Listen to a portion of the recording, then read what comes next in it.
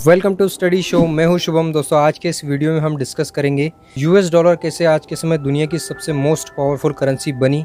America आज के समय सुपर पावर के नाम से जाना जाता है, तो अमेरिका के सुपर पावर बनने में डॉलर का क्या रोल है, कैसे यूएस की इकोनॉमी दुनिया की इकोनॉमी को प्रभावित करती है और यूएस की इकोनॉमी का थोड़ा सा फ्लक्चुएशन हर एक न्यूज़पेपर की हेडलाइन बनता है, स्टॉक मार्केट ऊपर नीचे होने लगते हैं और कैसे सिर्फ यूएस डॉलर की वजह से अभी तक अमेरिका सुपर पावर बना हुआ है और कैसे आज के समय अमेरिका चाहे तो किसी भी देश को रातों रात आबाद या फिर बर्बाद कर सकता है। तो क्वेश्चन सबसे बड़ा ये है कि यूएस डॉलर इतना पावरफुल कैसे बना, किसने यूएस डॉलर को इतना पावरफुल बनाया और आज के समय यूएस पूरी दुनिया की ग्लोबल इकोनॉमी का अनप्रेसिडेंटल पावर को हेल्ड करता है। तो स्टोरी स्टार्ट होती है 1914 से। उस समय दुनिया वर्ल्ड वार 1 को झेल रही थी। वर्ल्ड वार 1 लगभग 4 सालों तक चलता है, जिससे पूरी दुनिया की अर्थव्यवस्था खराब हो जाती है। कुछ सालों बाद दुनिया स्टेबलाइज होने ही लगती है कि वर्ल्ड वार 2 की स्टार्टिंग हो जाती है। उस समय वर्ल्ड वार 1 और वर्ल्ड वार 2 से पहले ब्रिटिश एम्पायर सुपर पावर था।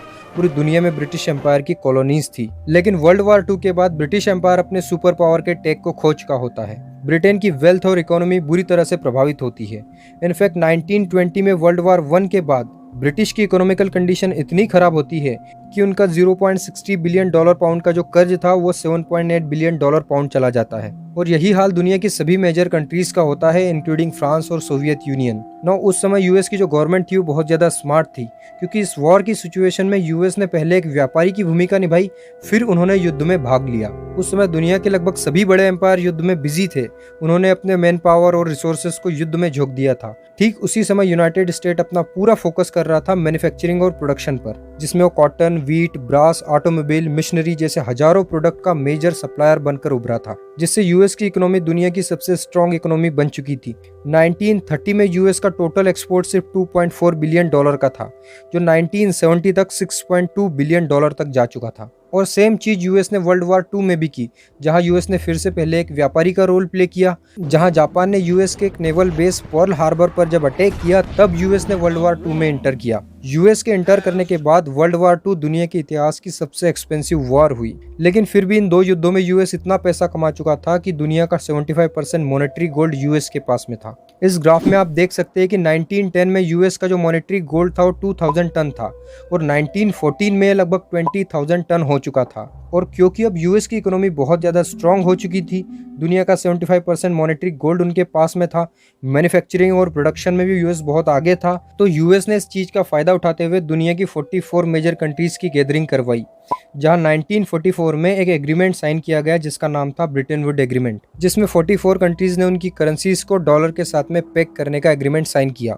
जिससे अल्टीमेटली यूएस डॉलर की कीमत गोल्ड के बराबर हो गई। अब क्वेश्चन यहाँ यह है कि क्यों 77 कंट्रीज़ ने इस तरह के एग्रीमेंट को साइन किया। देखो, ब्रिटेन वुड एग्रीमेंट ये बोलता है कि हम डॉलर की कीमत गोल्ड में पैक करते हैं, जिसमें 1 ऑन्स यानी 28.35 ग्राम्स ऑफ गोल्ड की कीमत $35 के बराबर होगी। अगर आपके पास में डॉलर है और आप डॉलर लेके आते हैं तो आपके डॉलर की कीमत गोल्ड के बराबर होगी, तो हम डॉलर को गोल्ड से एक्सचेंज कर लेंगे और इससे सभी कंट्रीज को ट्रेड करना बहुत ही सुविधाजनक हो जाएगा। इवन अगर कोई कंट्री एक दूसरे पर ट्रस्ट नहीं भी करती है तो डॉलर एक्सचेंज करके ट्रेड आसानी से किया जा सकता है। फॉर एग्जाम्पल, बांग्लादेश अगर पाकिस्तान से $1 मिलियन का ट्रेड करता है, तो भले ही बांग्लादेश को पाकिस्तान पर ट्रस्ट ना हो, बट बांग्लादेश को ये बात पता है कि $1 मिलियन जो पाकिस्तान उसको देगा उसकी हर जगह एक्सेप्टेंस है, क्योंकि डॉलर से गोल्ड को एक्सचेंज किया जा सकता है। अब मान लो बांग्लादेश और पाकिस्तान अगर अपनी अपनी करेंसी में ट्रेड करते, तो पाकिस्तान तो एक अनस्टेबलाइज कंट्री है।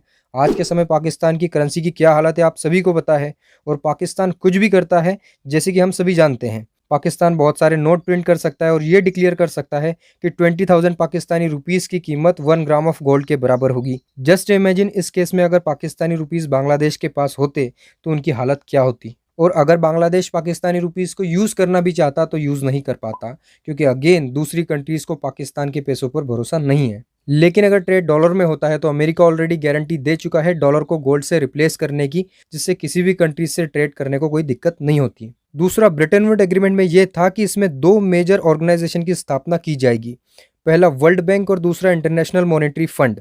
अब इससे क्या हुआ कि वर्ल्ड वॉर के बाद लगभग सभी मेजर कंट्रीज की इकोनॉमी खराब थी। तब सभी देशों को अपनी इकोनॉमिकल हालत सुधारने के लिए लोन चाहिए था। तब यूएस की फंडिंग से वर्ल्ड बैंक ने सभी देशों को भारी मात्रा में लोन देना शुरू किया और थर्डली इन कंट्रीज को आईएमएफ का भी काफ़ी ज़्यादा बेनिफिट मिला। वर्ल्ड बैंक ने देश के डेवलपमेंट के लिए लॉन्ग टर्म लोन प्रोवाइड किए, तो आईएमएफ ने वर्ल्ड इकोनॉमी को स्टेबलाइज करने के लिए जिन कंट्रीज को पेमेंट करने में डिफिकल्टीज हो रही थी उनकी मदद की। इसी तरह आज भी पाकिस्तान और श्रीलंका जैसी कई कंट्रीज आईएमएफ से मदद मांगती है अपने इकोनॉमिकल क्राइसिस को ठीक करने के लिए। तो ये था ब्रिटेन वुड एग्रीमेंट जिसने यूएस डॉलर के इंपोर्टेंस को इतना बढ़ाया, जिससे अमेरिका का दूसरी कंट्रीज पर लेवरेज या फिर ये आप बोल सकते हैं कि कंट्रोल बहुत ज़्यादा बढ़ा। और ये ही यूएस डॉलर के स्टेब्लिशमेंट का पहला फेज भी था। अब हम आते हैं दूसरे फेज पर। इसमें आप देखोगे यूएस डॉलर का ऑयल के साथ में कनेक्शन। तो ये स्टोरी भी वर्ल्ड वार 2 के समय की ही है, जब रशिया, इंग्लैंड, फ्रांस और यूएस का युद्ध चल रहा था जर्मनी, इटली और जापान के साथ में। उस समय अरब में सऊदी अरब के लोग रेगिस्तान में मजे कर रहे थे, उनको वार से कोई भी लेना देना नहीं था। इनफैक्ट उनको ये भी नहीं पता था कि जिस जमीन पर वो बैठे हैं वहां पर अरबों का ऑयल है। उस समय 1930 से 1940 के अराउंड अमेरिका और ब्रिटिश की सभी कंपनीज दुनिया में ऑयल की खोज कर रही थी, और इन्हीं दो कंट्रीज के पास में वो टेक्नोलॉजी थी जिससे वो ऑयल को निकाल सकते थे, और उनको ये भी पता था कि कैसे इस ऑयल को वर्ल्ड ट्रेड और डेवलपमेंट के लिए यूज किया जा सकता है। तो उस समय 1938 में यूएस ने जब सऊदी अरब के तेल पर काम करना शुरू किया, जहां उनको ऑयल के ह्यूज सोर्सेस मिले। अब तक सऊदी इतना अमीर नहीं बना था क्योंकि उनको हाल ही में ऑयल के सोर्सेस मिले थे।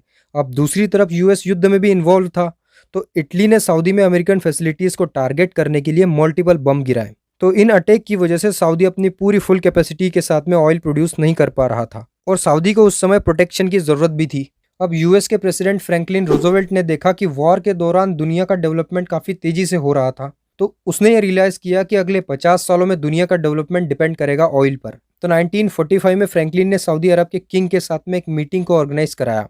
इस मीटिंग को दुनिया की सबसे इंपॉर्टेंट मीटिंग भी माना जाता है। इस मीटिंग में डील हुई कि यूएस सऊदी को प्रोटेक्शन प्रोवाइड करेगा, लेकिन बदले में उसको अपना ऑयल यूएस डॉलर में बेचना पड़ेगा। और यहीं से ही पेट्रो डॉलर की शुरुआत भी हुई। अब डॉलर दुनिया पर राज करने वाला था। अब धीरे धीरे मिडिल ईस्ट भी आबाद होने लगा, मिडिल ईस्ट का डेवलपमेंट शुरू होने लगा। 1960 तक सभी ओपेक कंट्रीज ने ऑयल को डॉलर में बेचना शुरू किया। नाउ यहाँ क्वेश्चन ये है कि ऑयल को डॉलर में बेचने से ऐसा क्या हुआ कि यूएस डॉलर वर्ल्ड करेंसी बना। अब तीसरा वो फेज आता है जहां से यूएस डॉलर बना सभी करेंसीज का किंग।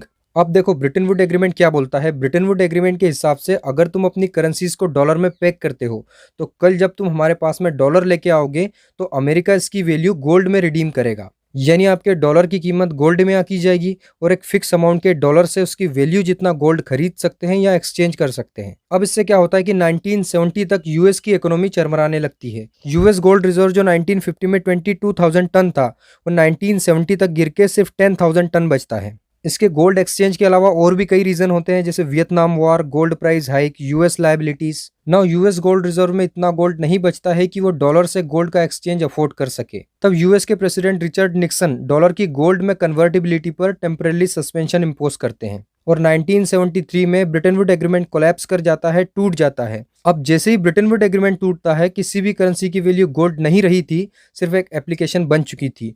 अब यूएस डॉलर से सिर्फ एक ही मोस्ट इंपोर्टेंट चीज खरीदी जा सकती थी, और वो था ऑयल। इसलिए अब ज्यादातर देश अपने फॉरेक्स रिजर्व में यूएस डॉलर को ऑयल खरीदने के लिए रखने लगे। साथ ही कुछ दूसरी करेंसीज जैसे यूरो, येन, युआन भी वर्ल्ड ट्रेड में यूज किए जाने लगे। इसी बीच यूरोपियन और अमेरिकन बैंक एक स्विफ्ट नेटवर्क बनाती है, यानी society for world bank and financial telecommunication, जिसका यूज आज के समय भी किया जाता है वर्ल्ड ट्रेड के लिए। तो अब क्वेश्चन सबसे बड़ा ये है कि सिर्फ यूएस डॉलर का यूज करने से या फिर स्विफ्ट नेटवर्क का यूज करने से अमेरिका सुपर पावर कैसे बना। इसे समझने के लिए समझो कि स्विफ्ट नेटवर्क काम कैसे करता है। देखो, स्विफ्ट नेटवर्क 6 एंटिटीज से काम करता है, यानी 6 संस्थाओं से काम करता है, जैसे कि Indian traders, Indian bank, American bank 2, foreign bank और फॉरेन ट्रेडर्स। अब जो इंडियन बैंक है उसका अकाउंट होगा अमेरिकन बैंक में, जहां उसका पैसा होगा डॉलर में। तो हम मान के चलते हैं कि हमको ऑस्ट्रेलिया से ट्रेड करना है, तो ऑस्ट्रेलियन बैंक का अकाउंट भी अमेरिकन बैंक 2 में होगा, जहां उसका पैसा भी डॉलर में स्टोर होगा। इसी तरह से जैसे इंडियन और ऑस्ट्रेलियन बैंक के अकाउंट अमेरिकन बैंक में है, वैसे ही दुनिया की सभी देशों की बैंकों ने अपने अकाउंट अमेरिकन बैंक में खोल रखे हैं, जहां वो अपना पैसा रखते हैं डॉलर्स में। अब मान लो टाटा, जो कि एक इंडियन कंपनी है, वो 1 करोड़ के गुड्स को इम्पोर्ट करना चाहती है ऑस्ट्रेलिया से। तो यहाँ टाटा को क्या करना होगा, 1 crore Indian rupees Indian bank को देना पड़ेगा। अब जो इंडियन बैंक है उसका अकाउंट यूएस की बैंक में है, जहां उसने डॉलर रखे हैं। तो इंडियन बैंक द्वारा एक मैसेज सेंड किया जाएगा अमेरिकन डॉलर अकाउंट में कि 1 करोड़ के डॉलर को सेंड करो ऑस्ट्रेलियन डॉलर अकाउंट में। तो इस केस में मान लो डॉलर का एक्सचेंज रेट 80 रुपीज़ है, तो 1,25,000 डॉलर ट्रांसफर किए जाएंगे इंडिया के यूएस अकाउंट से ऑस्ट्रेलिया के यूएस अकाउंट में। अब ऑस्ट्रेलियन डॉलर अकाउंट में 1,25,000 आने के बाद ऑस्ट्रेलियन बैंक द्वारा ट्रेडर्स को पे किया जाएगा उनकी करेंसी में $1,25,000 का जितना पैसा बनता है उतना। तो इस तरह से काम करता है स्विफ्ट नेटवर्क। सेम इंडिया और ऑस्ट्रेलिया की तरह दुनिया की 200 कंट्रीज से भी ज्यादा कंट्री ट्रेड करती है डॉलर में। उनका फॉरेक्स रिजर्व अमेरिकन बैंक में होता है। अब यहाँ ध्यान देना, माना $100 बिलियन किसी देश के फॉरेक्स रिजर्व में है और वो देश सिर्फ 25 to 30 बिलियन डॉलर खर्च करता है इंपोर्ट में, तो उसके पास अभी $70 बिलियन एक्स्ट्रा बचे हैं, यानी उसका ट्रेड जो है वो सरप्लस में है। अब ये जो $70 बिलियन उसके पास में एक्स्ट्रा बचे हैं, तो वो इसे क्या करता है कि यूएस के ट्रेजरी फंड में इन्वेस्ट कर देता है, जिससे कि मैच्योरिटी के बाद में इन्वेस्टर को रिटर्न भी मिलता है। लेकिन आप सोचो कि ये सिर्फ एक कंट्री का एग्जाम्पल था, सभी कंट्रीज को अगर मिला दे तो ये अमाउंट कितना होगा। दोस्तों आप जानकर शॉक हो जाओगे, जनवरी 2022 तक जापान के $1.3 ट्रिलियन यूएस के ट्रेजरी फंड में जमा थे। चाइना होल्ड करता है $1.6 ट्रिलियन, यूके के 600 बिलियन से भी ज्यादा। अगर टोटल सभी कंट्रीज का मिला दे तो यूएस टोटली $7 ट्रिलियन हेल्ड करता है फॉरेन और इंटरनेशनल इन्वेस्टर्स का। ये अमाउंट फ्रांस, रशिया और इंडिया की टोटल जीडीपी के बराबर है। तो इतने ह्यूज अमाउंट के पैसों का यूएस को एक अनफेयर एडवांटेज मिलता है, जिसका यूज वो करता है अपनी इकोनॉमी को बिल्डअप करने में, मिलिट्री डेवलप करने में, दूसरी कंट्रीज को लोन देने में, वर्ल्ड बैंक को फंड करने में, और इवेंचुअली इससे दूसरी कंट्रीज की कमांड यूएस के पास होती है। इसलिए जब भी कोई देश अमेरिका की नहीं सुनता है तो यूएस उसके फॉरेक्स रिजर्व को फ्रीज कर देता है, जिससे वो देश किसी भी कंट्रीज के साथ में ट्रेड नहीं कर सकता है। इससे रातों रात किसी भी देश की इकोनॉमी को बर्बाद किया जा सकता है, जैसे यूएस ने वेनेजुएला और रशिया के साथ में किया था। रशिया के $300 बिलियन के फॉरेक्स रिजर्व को फ्रीज कर दिया था, इसलिए यूएस को दुनिया की सबसे पावरफुल कंट्रीज कहा जाता है। आज के इस वीडियो में इतना ही। इसी तरह के एजुकेशनल वीडियोस को देखने के लिए चैनल को सब्सक्राइब जरूर करें।